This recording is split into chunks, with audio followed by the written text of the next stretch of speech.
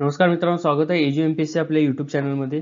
मित्रांनो, आज आपण 11 मार्च 2026 च्या चालू घडामोडीचे प्रश्न आणि उत्तर पाहणार आहोत. मित्रांनो, सर्व प्रश्न महत्त्वाचे असतील आपल्या येणाऱ्या एक्झामसाठी, त्यामुळे व्हिडिओला शेवटपर्यंत नक्की पहा आणि आपण चॅनलवर नवीन असाल तर चॅनल सबस्क्राईब करायला विसरू नका. चला तर सुरू करूया. पहिला प्रश्न आहे, IBMच्या AI गव्हर्नमेंट टेक इनोव्हेशन सेंटरचे उद्घाटन कोणत्या शहरात करण्यात आले? आणि त्याचे उत्तर आहे मित्रांनो, पर्याय क्रमांक 3, लखनौ. मित्रांनो, योगी आदित्यनाथ यांनी लखनौमध्ये IBMच्या AI गव्हर्नमेंट टेक इनोव्हेशन सेंटरचे उद्घाटन केलेले आहे. कोणी केलेले आहे तर योगी आदित्यनाथ. योगी आदित्यनाथ कोण आहेत तर ते आहेत उत्तर प्रदेशचे मुख्यमंत्री आणि उत्तर प्रदेशचे राजधानी काय आहे तर ती आहे लखनौ. आणि आता या उपक्रमाचा उद्देश काय आणि याचा फायदा काय होणार आहे तर या उपक्रमामुळे उत्तर प्रदेश कृत्रिम बुद्धिमत्ता, डीप टेक आणि क्वांटम कॉम्प्युटिंग सारख्या उदयोन्मुख तंत्रज्ञानात आघाडीवर येईल.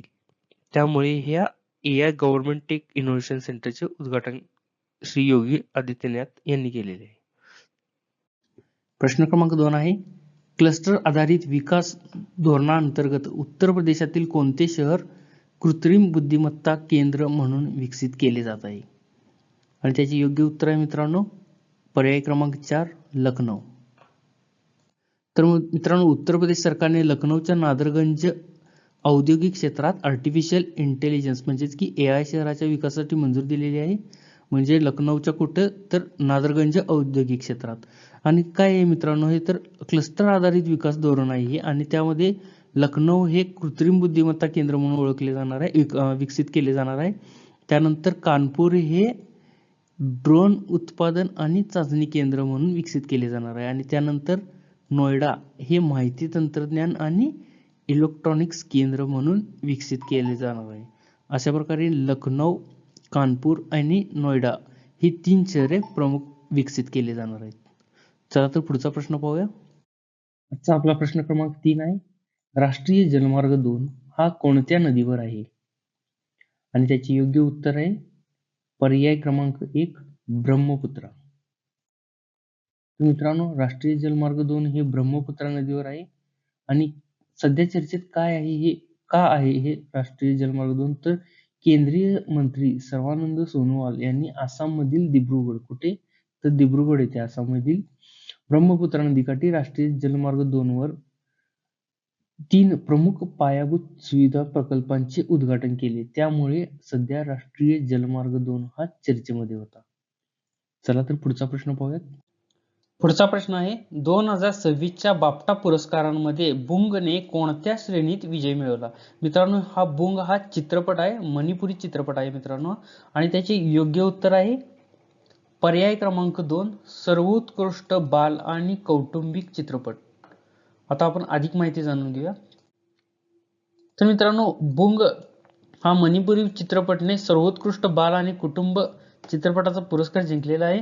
आता या बुंग चित्रपटाचे दिग्दर्शक कोण आहेत तर लक्ष्मीप्रिया देवी ह्यांनी हा दिग्दर्शित केलेला चित्रपट आहे आणि हा प्रतिष्ठित ब्रिटिश अकादमी चित्रपट पुरस्कारांमध्ये सन्मान मिळवणारा पहिला भारतीय चित्रपट ठरलेला आहे. मित्रांनो, हा मणिपुरी चित्रपट ब्रिटिश अकादमी चित्रपट पुरस्कारांमध्ये सन्मान मिळवणारा पहिला भारतीय ठरलेला आहे चित्रपट. चला तर पुढचा प्रश्न पाहूयात. पुढचा प्रश्न आहे, सोनपूर आंतरराष्ट्रीय विमानतळ बिहारच्या कोणत्या जिल्ह्यात आहे? आणि त्याचे योग्य उत्तर आहे मित्रांनो पर्याय क्रमांक 1, सारण. तर मित्रांनो, सोनपूर आंतरराष्ट्रीय विमानतळ सध्या चर्चेत आहेत आणि ते का चर्चेत आहेत ते पाहूया आपण. कारण बिहारच्या मंत्रिमंडळाने सारण जिल्ह्यातील सोनपूर येथे आंतरराष्ट्रीय विमानतळ बांधण्यास मंजुरी दिलेली आहे. त्यामुळे सध्या हे सोनपूर आंतरराष्ट्रीय विमानतळ चर्चेत आहे. सोनपूर आंतरराष्ट्रीय विमानतळ प्रकल्प हा बिहारमधील सर्वात मोठा आणि भूभागाच्या बाबतीत भारतातील सर्वात मोठे विमानतळ असेल मित्रांनो. त्यामुळे सध्या सारणपूर जिल्ह्यातील सोनपूर आंतरराष्ट्रीय विमानतळ चर्चेमध्ये आहे. पुढचा प्रश्न पाहूयात. प्रश्न क्रमांक 6 आहे मित्रांनो, CBDC आधारित सार्वजनिक वितरण व्यवस्था कोणत्या शहरात सुरू करण्यात आलेली आहे? आणि त्याचे योग्य उत्तर आहे मित्रांनो पर्याय क्रमांक 2, गांधीनगर. तर मित्रांनो, अमित शहा यांनी गांधीनगरमध्ये CBDC आधारित सार्वजनिक वितरण प्रणाली सुरू केलेली आहे. काय आहे ही? तर ते डिजिटल इंडिया आणि किमान सरकार आणि कमाल प्रशासन अंतर्गत पारदर्शक रोख विरहित अन्नधान्य वितरण सुनिश्चित करण्यासाठी सार्वजनिक वितरण प्रणाली सुरू केलेली आहे. ही CBDC आधारित सार्वजनिक वितरण प्रणाली गांधीनगरमध्ये सुरू करण्यात आलेली आहे. चला तर पुढचा प्रश्न पाहूया. भारताच्या व्यापार निर्देशांकाचे नवीन आधार वर्ष असे कोणते आहे? आणि याचे योग्य उत्तर आहे मित्रांनो 2022-23. तर मित्रांनो, भारताचे व्यापार निर्देशांकाचे आधार वर्ष 2022-23 असे सुधारित केलेले आहे यावर्षी मित्रांनो. आणि यापूर्वी काय होते, तर यापूर्वी भारताचे व्यापार निर्देशांकाचे आधारभूत वर्ष काय होतं, तर ते होते 2012-13. आणि आता ते सुधारित काय केलेले आहे, तर ते 2022-23 असे केलेले आहे. वाणिज्यिक बुद्धिमत्ता आणि सांख्यिकी महासंचालनालयाने म्हणजे DGCI and S ने ही सुधारणा केलेली आहे.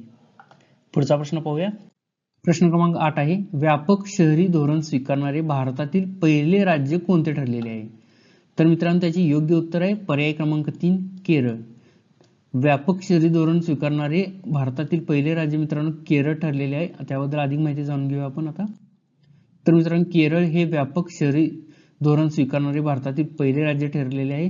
केरळला 2050 पर्यंत हवामान स्मार्ट शहरे आणि शहरांचे नेटवर्क म्हणून विकसित करण्याचे उद्दिष्ट केरळने ठेवलेले आहे. व्यापक शहरी धोरणामध्ये केरळचे हे मित्रांनो मुख्य उद्दिष्ट आहे. चला तर पुढचा प्रश्न पाहूया. मित्रांनो, प्रश्न क्रमांक 9 आहे आजचा. भारतात प्रथमच कोणत्या राज्य सरकारने भरती ओहोटीच्या पुराला राज्य विशिष्ट आपत्ती म्हणून घोषित केले आहे? आणि त्याचे योग्य उत्तर आहे मित्रांनो पर्याय क्रमांक 1 केरळ. आता अधिक माहिती जाणून घेऊया आपण याची. तर मित्रांनो, केरळ सरकारने भारतात पहिल्यांदाच भरती ओहोटीच्या पुरामुळे राज्य विशिष्ट आपत्ती म्हणून घोषित केलेली आहे. कोणी?